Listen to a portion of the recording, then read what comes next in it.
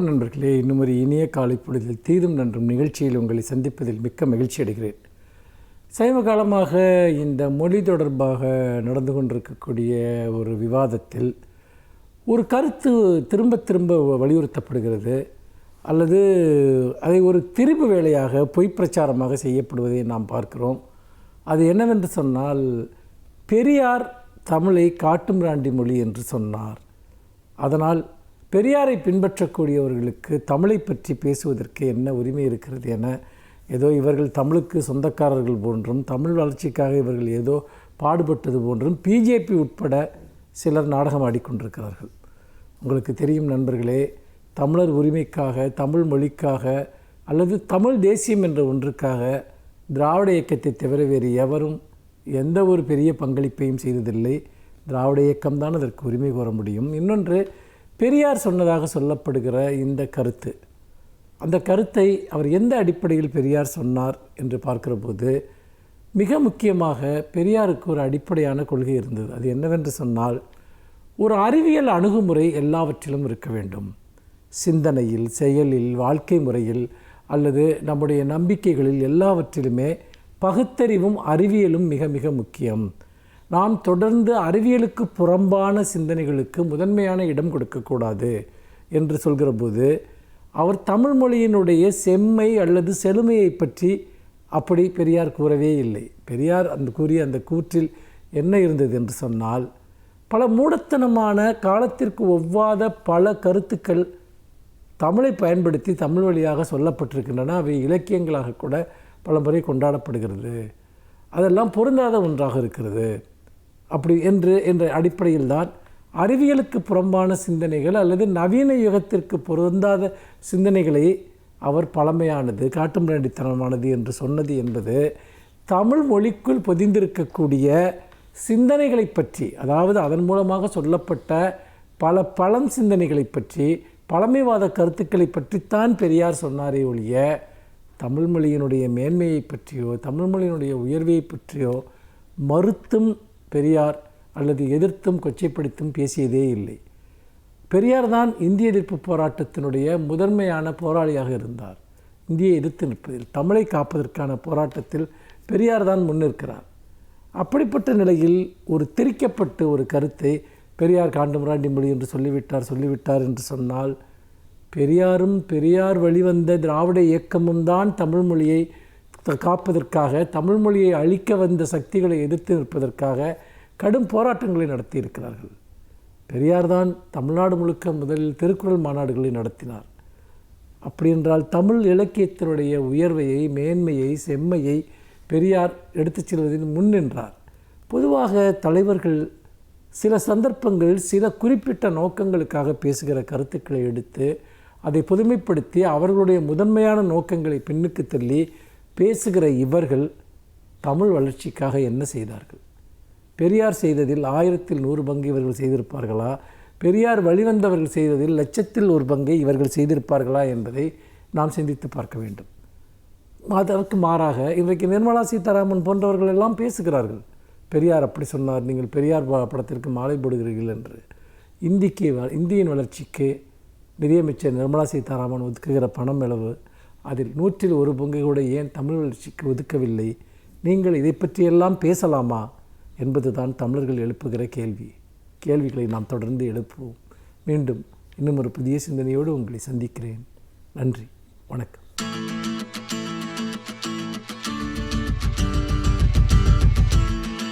அனைவருக்கும் என் அன்பு வணக்கம். ஏப்ரல் 14 என்பது சித்திரை 1 என்று கூறப்பட்டாலும் அதனுடைய அடிப்படையான வலிமையான பெருமைக்குரிய நாள் எது என்று கேட்டால் ஏப்ரல் 14 அண்ணல் அம்பேத்கர் அவர்களினுடைய பிறந்த நாள் என்பது தான். அவர் 1891 பிறந்தார். அவரும் புரட்சி கவிஞர் பாரதிதாசனும் ஒரே ஆண்டு ஒரே மாதம் 15 நாள் இடைவெளியிலே பிறந்தவர்கள். அதே ஆண்டு ஏப்ரல் 29 புரட்சி கவிஞர் பிறந்தார். ஏப்ரல் 14 அண்ணல் அம்பேத்கர் பிறந்தார்.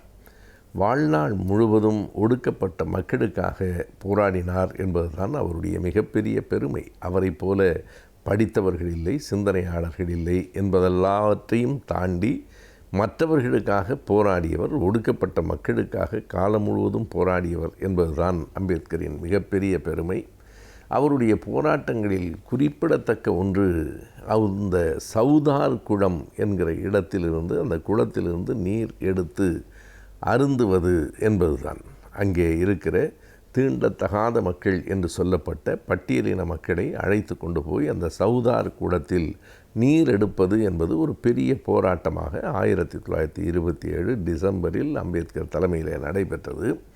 நாம் எண்ணி பார்க்கலாம், அந்த நீரை எடுப்பது என்பது அவ்வளவு பெரிய போராட்டமான விஷயமா? ஆம், அன்றைக்கு அப்படித்தான் இருந்தது. இன்றைக்கும் கூட பல இடங்களில் பொது கிணறுகள் என்பது இல்லை, குறிப்பிட்ட சாதியினருக்கு மட்டும்தான் இந்த குளங்கள், இந்த சாலைகள் என்கிற நிலை இருக்கிறது. ஒரு நூற்றாண்டுக்கு முன்னால் அது எவ்வளவு கடுமையாக வலிமையாக இருந்திருக்கும் என்பதை நாம் உணரலாம். இரண்டாவது, அந்த குளத்தில் இருக்கிற நீரை அருந்துவதால் ஒரு பெரிய புனிதம் நமக்கு வந்துவிடும் என்பதற்காக அம்பேத்கர் அதை செய்யவில்லை. அதை அவரே சொல்லுகிறார். நாம் அந்த சவுதார் குளத்து நீரை அருந்துவதால் புனிதம் பெற்று விடுகிறோம் என்று கருதவும் இல்லை.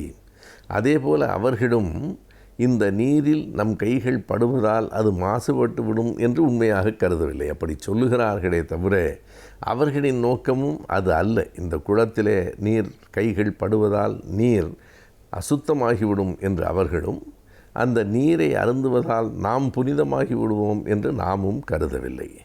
பிறகு ஏன் இந்த போராட்டம்? அதாவது நாமும் மனிதர்கள், நமக்கும் சுயமரியாதை இருக்கிறது, நாம் அத்தனை பேரும் சமமானவர்கள் என்பதை மெய்ப்பிப்பதற்காகத்தான் இந்த போராட்டம். ஓர் இடத்தில் இவன் மட்டும்தான் நீர் அருந்தலாம் என்று சொன்னால் அவனை விட மற்றவன் தாழ்ந்தவன் என்று பொருள். அண்ணல் அம்பேத்கர் காலம் முழுவதும் சொன்ன ஒரு பெரிய முழக்கம் எது என்றால், நான் யாருக்கும் அடிமை இல்லை, எனக்கு யாரும் அடிமை இல்லை. இந்த இரண்டாவது வரியை பலர் சொல்லுவதில்லை. நாம் யாருக்கும் அடிமை இல்லை, யாருக்கும் அடிமையாக இருக்கக்கூடாது என்று எல்லோரும் கருதுகிறோம். ஆனால் நாம் யாரையும் அடிமையாக கருதக்கூடாது என்றும் கருத வேண்டும். இரண்டையும் சேர்த்தால்தான் அது சுயமரியாதையினுடைய முழு பொருளை தரும். அம்பேத்கர் அப்படித்தான் சொன்னார். இந்த நீர் அருந்துவதால் புனிதம் வந்துவிடாது, நீரை தொடுவதால் அசுத்தமாகவும் ஆகிவிடாது. இரண்டும் பொய்யான காரணங்கள். சமத்துவம் வேண்டும் என்பதற்காக சவுதார் குளத்தில் இறங்கி நாம் நீர் அருந்துகிறோம். சமத்துவம் கூடாது என்பதற்காக அவர்கள் தடுக்கிறார்கள். இந்த போராட்டம் சமத்துவத்திற்கான போராட்டம் என்று அறிவித்தவர் அண்ணல் அம்பேத்கர்.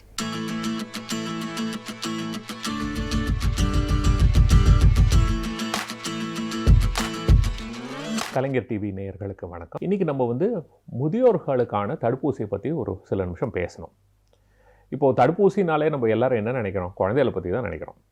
அப்படி நினைக்கிறது ரொம்ப தப்பு. தடுப்பூசிங்கிறது எதுக்கு போடுறது? பாதுகாப்புக்காக, அதாவது ஒரு வியாதி வராமல் இருக்கிறதுக்காக. குழந்தைகள் ரொம்ப முக்கியமான ஒரு விஷயம், எல்லோரும் ஒத்துக்க வேண்டிய விஷயம். அவங்களோட எதிர்ப்பு சக்தி ரொம்ப கம்மி, அதனால தான் தடுப்பூசி போடுறோம். நல்ல விஷயம், வரவேற்க வேண்டிய விஷயம். ஆனால் மக்கள் யோசிக்கணும், ஏன் குழந்தைகளுக்கு மாத்திரம்தான் எதிர்ப்பு சக்தி கம்மியா? ஒரு உதாரணம் சொல்கிறேன். இப்போது கர்ப்பிணிகளுக்கு டெட்னஸ் டாக்சைடு, டிடி, செப்டிக் ஊசி போடுறோம். அது எல்லாருமே போடுவாங்க. எந்த கர்ப்பிணியும் வேண்டாம் சொல்ல மாட்டாங்க. ஆனால் கர்ப்பிணிகளுக்கா டெட்னஸ் வருது? ஏன் போடுறோம்? அது ஒரு 50 வருஷம் பின்னாடி பார்க்கணும். முக்கால்வாசி டாக்டர்களுக்கே இது ஏன்னு தெரியறதில்ல. ஒரு 50 வருஷம் பின்னாடி போய் பார்த்தா அது ஞாபகம் வரும். அந்த காலத்தில் என்ன ஆகும்னா, கர்ப்பிணிகளுக்கெலாம் டெலிவரி ஹாஸ்பிட்டல்லாம் நடக்காது, அங்கங்கே வயல்லே நடக்கும். அப்போ என்ன ஆகும்? இந்த தொப்புள் கொடியாக இருக்கிறதுக்கு அவங்ககிட்ட ஸ்டெரைலாக ஸ்பெஷலாக பிளேடெல்லாம் வச்சுருக்க மாட்டாங்க. அந்த அருவா, கத்தி எதாக இருக்கோ அதை வச்சு வெட்டுவாங்க. என்ன ஆகும்? டெட்டனஸ் வரும். முக்கியமாக குழந்தை தப்பிக்கிறது ரொம்ப கஷ்டம். சில சமயம் அம்மாவுக்கு ஆபத்தாக முடிகிறதுக்கு வாய்ப்பு இருக்குது.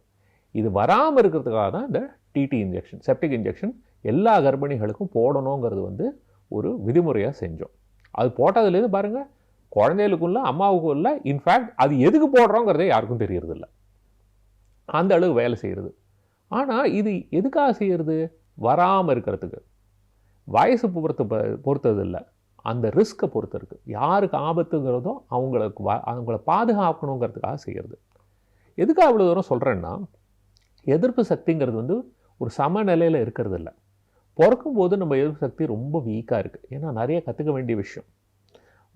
வருஷங்கள் ஆக தான் நம்ம எதிர்ப்பு சக்தி ஓரளவுக்கு மெச்சூரிட்டி, அதாவது வளர்ச்சி அடையும். அதுக்கு தான் இந்த தடுப்பூசியெல்லாம் போட்டு அதுக்கு எஜுகேஷன், அதுக்கு சொல்லிக் கொடுக்குறோம். அதே மாதிரி வயசாக அது தானாகவே திரும்ப இறங்க ஆரம்பித்தோம். ஸோ முதியோர்களுக்கும் வந்து எதிர்ப்பு சக்தி குறையிறது சகஜம். இந்த மாதிரி இருக்கும்போது அவங்களுக்கும் இந்த மாதிரி வியாதிகள் வரத்துக்கான வாய்ப்பு ரொம்ப ஜாஸ்தி. ஆனால் அவங்களோட பாதுகாப்பை பற்றி யாருமே பேசுறது கிடையாது. இது கொஞ்சம் கவலையான விஷயம்தான். ஏன் இதை சொல்கிறேன்? இப்போது நிமோனியா ஊசி வந்து குழந்தைகளுக்கு இப்போ போட போகிறாங்கன்னு சொல்லிட்டு இருக்காங்க. வரவேற்க வேண்டிய விஷயம். ஆனால் இப்போ இந்த நிமோனியா காய்ச்சல்னு பார்க்கும்போது குழந்தைகளுக்கு வரத்துக்கு வாய்ப்பு அதிகம். ஆனால் இதனால் உயிர் சேதங்கிறது ரொம்ப ரொம்ப ரொம்ப ரொம்ப அபூர்வம். இதே நிமோனியா வந்து 65 வயசுக்கு மேலே இருக்கிறவங்கள பார்த்தா அவங்களுக்கும் வாய்ப்பு ரொம்ப அதிகம். ஆனால் அவங்களில் உயிர் சேதம் ரொம்ப ஜாஸ்தி. அதாவது குழந்தைகளுக்கு வந்ததுன்னா உயிர் சேதம் 1% கம்மி. இதுவே முதியோருக்கு வந்தால் மினிமம் 10% உயிர் சேதம். மினிமம் 10%. என்ன தான் ஆன்டிபயோட்டிக் கொடுத்து, என்ன தான் ஐசியூவில் வச்சு, என்ன தான் 5 ஸ்டார் ஹாஸ்பிட்டலில் பார்த்தாலும் மினிமம் குறைஞ்சது 10% மக்களுக்கு இது உயிருக்கு ஆபத்தாக முடியும். அப்போ அவங்கள பாதுகாக்கிறது நம்மளோட கடமை இல்லையா? அதை பற்றியும் சில பேர் நிறைய பேர் யோசிக்கணும். இதில் நிறைய விஷயங்கள் இருக்குது. இது அந்த வியாதிங்கிறது மாத்திரம் இல்லை. இப்போது எல்லோரும் இப்போது மருத்துவ ரீதியாக எங்களுக்கு என்ன புரிஞ்சிருக்குன்னா, இந்த ஃப்ளூ வியாதியோ இல்லை நிமோனியா வியாதியோ வந்ததுன்னா ஒரு அவ்வளோ தாக்கம் தேவையில்லை. ஒரு லைட்டாக வந்தால் கூட அதை தாண்டி அதை பின்னாடியே வந்து இருதயத்தில் பிரச்சனை வரதுக்கு வாய்ப்பு இருக்குது. அதாவது ஹார்ட் அட்டாக், மாரடைப்பு வரதுக்கு வாய்ப்பு இருக்குது, லக்வான் வரதுக்கு வாய்ப்பு இருக்குது, ஹார்ட் ஃபெயிலியர் அதாவது இருதய பம்பிங் குறையிறதுக்கான வாய்ப்புகள், இந்த மாதிரி நிறைய பிரச்சனைகள் வரதுக்கு வாய்ப்பு இருக்குது. அதனால் இந்த தடுப்பூசிகள் போட்டால் அதெல்லாம் குறைக்கிறதுக்கு வாய்ப்பு உண்டு அப்படிங்கிற ஒரு நம்பிக்கை. அதனால தான் இப்போ நிறையா சொசைட்டின்னு சொல்லுவாங்க. அதாவது heart failure society, critical care society, அந்த மாதிரி அவங்க வந்து கைட்லைன் கொடுப்பாங்க. அதாவது இந்த மாதிரி செஞ்சால் நல்ல விஷயம் அப்படின்னு. அவங்க எல்லாருமே என்ன சொல்கிறாங்கன்னா, முதியோர்களுக்கு தடுப்பூசி போடுறது ரொம்ப ரொம்ப முக்கியம். இதனால் தேவையில்லாத உயிர் சேதத்தை குறைக்க முடியும். தேவையில்லாத பிற பிரச்சனைகளையும் குறைக்கிறதுக்கு வாய்ப்பு இருக்குது. அதாவது லக்வான்லேருந்து மாரடைப்புலேருந்து நிறையா விஷயத்தை குறைக்க முடியும்னு ஒரு நம்பிக்கை. முக்கியமாக எல்லாருக்குமே தெரிஞ்ச விஷயம், ஒரு முதியோருக்கு வந்து ஹாஸ்பிட்டலில் போய் சேர்ந்தா அவங்க படுற அவஸ்தை எல்லாருக்குமே தெரியுமே. ஏன்னா ஹாஸ்பிட்டல் போய் சேர்ந்தால் ஒரு வியாதிக்காக போய் சேருவாங்க, பல வியாதிகள் வந்து சேரும். கீழே விழுந்து இடுப்பு உடையும், ரத்த கட்டி வரும், மூளையில் ஏதாவது பிரச்சனை வரும். இந்த மாதிரி எத்தனையோ பிரச்சனைகள் வரதுக்கு வாய்ப்பு இருக்குது. ஸோ கூடுமான வரைக்கும் நம்ம ஆஸ்பத்திரி போகாமல் நம்ம பாதுகாத்துக்கு தான் ரொம்ப ரொம்ப முக்கியம். அதில் தடுப்பூசியும் ஒரு முக்கியமான ஒரு பாகமாகும். ஸோ என்ன சொல்ல வரேன்னா, 65 வயசு ஆயிடுத்துனாலே நம்ம நிறையா தடுப்பூசியை பற்றி யோசிக்க வேண்டியது இருக்குது. இதில் முக்கியமாக வந்து இந்த இன்ஃப்ளூயன்ஸா தடுப்பூசி தான் ரொம்ப எல்லா நாட்டிலையுமே முக்கியம்னு சொல்கிற விஷயம். ரெண்டாவது வந்து இந்த நிமோனியா ஊசி. இந்த நிமோனியா ஊசி வாழ்க்கையில் ஒரு தடவை தான், அது ரொம்ப ஈஸி. ஆனால் இந்த ஃப்ளூ ஊசி வந்து வருஷத்துக்கு ஒரு தடவை. ஏன்னா இந்த ஃப்ளூங்கிறது வந்து வருஷம் மாறுறதுனால அதுக்கு தகுந்த மாதிரி ஊசியும் மாறும். வருஷம் போடுறது ரொம்ப நல்லது. இதில் சைடு எஃபெக்ட்னு ஒன்றும் பெரிய விஷயமே கிடையாது. ரொம்ப ஈஸியானது. கர்ப்பிணிகளுக்கே கொடுக்குறோம். அந்த மாதிரி இருக்கும்போது ஏன் கவலைப்படணும்? சின்ன சின்ன குழந்தைகளுக்கும் கொடுக்குறோம். அதனால் இதை பற்றி கவலைப்படவே வேண்டாம். இது நல்ல ஒரு எஃபெக்ட். அதாவது இதனால் பயன் நிறையா இருக்குது. இதை பற்றி தேவையில்லாமல் யோசிக்கக்கூடாது.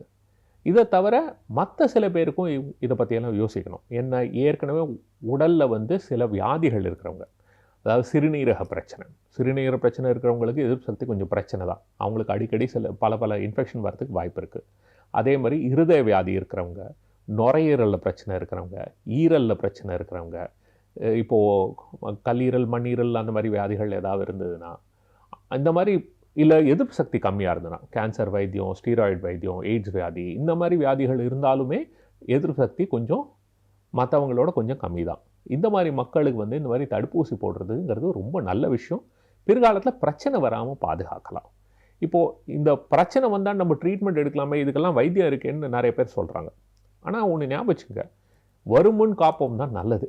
வந்த பின் நம்ம அவஸ்தைப்படுவோம், வைத்தியம் பண்ணுவோம்னா தடுப்பூசியோட விலை எங்கே, ஒரு வியாதியோட வைத்தியத்தோட விலை எங்கே? ரெண்டாவது, என்ன தான் பர்ஃபெக்ட் வைத்தியம் பண்ணாலும் நான் சொன்ன மாதிரி ஒவ்வொரு வியாதியிலும் ஓரளவுக்கு உயிர் சேதம் இருக்குது. அதை குறைக்க முடியாது. அதை குறைக்கணும்னா அதுக்கு ஒரே வழி வராமல் பார்த்துக்கிறதுக்கு தான். ஸோ இப்போ வீட்டில் வந்து நீங்கள் எவ்வளோக்கு எவ்வளோ குழந்தையெல்லாம் நீங்கள் வந்து பாதுகாப்பாக பார்த்துக்கிறீங்களோ, அவங்களுக்கு வந்து தடுப்பூசியெல்லாம் போட்டு அவங்க உடம்பை நன்னா பார்த்துக்கிறீங்களோ, அதே மாதிரி உங்கள் வீட்டில் இருக்கிற முதியோரையும் கொஞ்சம் கவனிக்கிறது ரொம்ப நல்ல விஷயம். அவங்களுக்கு இதுக்கு தகுந்த மாதிரியான தடுப்பூசிகள்லாம் போட்டு அவங்களோட ஆரோக்கியத்தையும் நம்ம நன்னா கவனிச்சுட்டோம்னா அவங்க வந்து மேற்கொண்டு யார் மேலேயும் பாரமாக இல்லாமல் ஒரு சுதந்திரமாக இருக்கிறதுக்கு ஒரு நல்ல வாய்ப்பு இருக்குது. இது பொதுமக்கள் எல்லாரும் உணரணும். நன்றி, வணக்கம்.